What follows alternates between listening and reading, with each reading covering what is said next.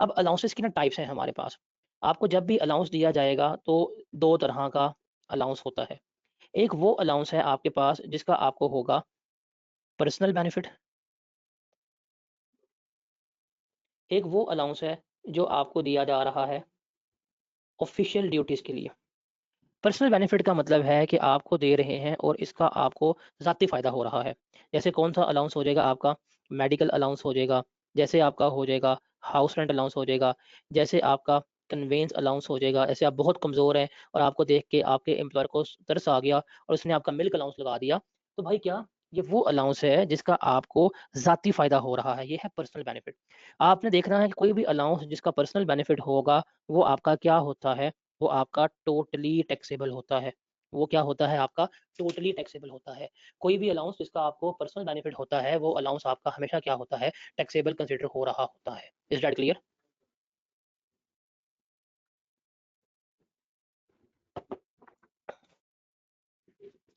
Is that clear? अब है official duties के लिए कि ये सिर्फ़ आपको मिल रहा है ऑफ़िस के लिए, देयर इज़ नो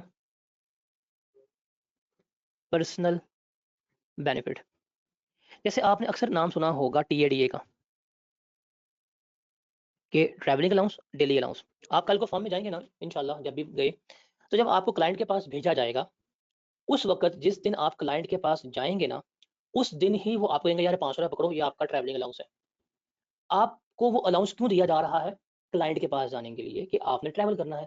आप जिस दिन क्लाइंट के पास नहीं जाएँगे, आपको वो अलाउंस नहीं मिलेगा। तो ये वो अलाउंसेस हैं जो सिर्फ़ और सिर्फ़ आपको ऑफ़िशियल ड्यूटीज़ परफ़ॉर्म करने के लिए मिलते हैं। इसमें ना 2 कैटेगरीज़ हैं। क्या? एक है वो जो वन ऑफ टाइप मिलते हैं। इसको ध्यान से सुनें। कौन से? One of type. One of type का मतलब क्या है? जब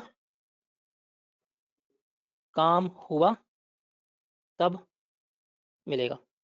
मतलब आपने क्लाइंट के पास जिस दिन जाएँगे, उस दिन आपको ₹500 दे देंगे। अगर ये वन ऑफ टाइप अलाउंस है, मतलब जब काम हुआ तब मिलेगा, तो रिमेंबर ये एग्ज़ेम्प्ट है, इसका आपने कोई ट्रीटमेंट नहीं लेना। दूसरा है कि भाई ये आपको फिक्स परसेंटेज में मिल रहे हैं, या वीकली मिल रहे हैं, या डेली मिल रहे हैं, या आपको मंथली मिल रहे हैं। फॉर एग्ज़ाम्पल वो कहता है हम आपको पर मंथ जो है वो ₹5000 का ट्रैवलिंग अलाउंस देंगे।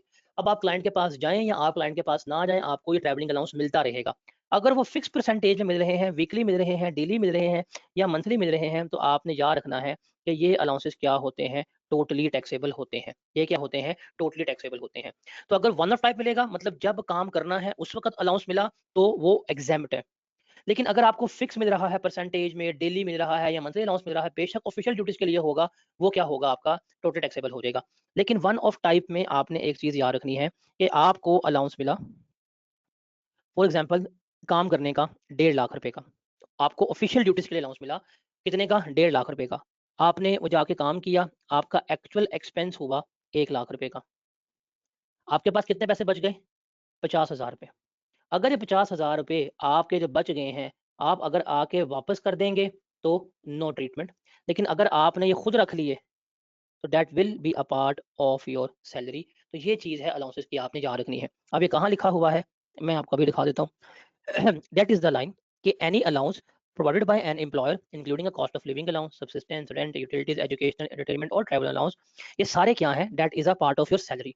कहता है excluding allowance solely expanded for official duties. हाँ, जो अलाउंसेस आप ऑफिशियल ड्यूटीज के लिए मिल रहे हैं, that is not a part of your salary. फिर इसकी एक्सप्लेनेशन है कि any allowance solely expanded in the performance of employers duty does not include, कि ये वाले अलाउंस जो हैं जो ऑफिशियल ड्यूटीज के लिए हैं, वो एग्जाम्प्ट कौन से नहीं होंगे? कौन से? Allowance which is paid in monthly salary, जो आपको मंथली मिल रहा है, फिक्स मिल रहा है, या परसेंटेज मिल रहा है, ये एग्जाम्प्ट नहीं, बल्कि ये कौन से हैं? टैक्सेबल है।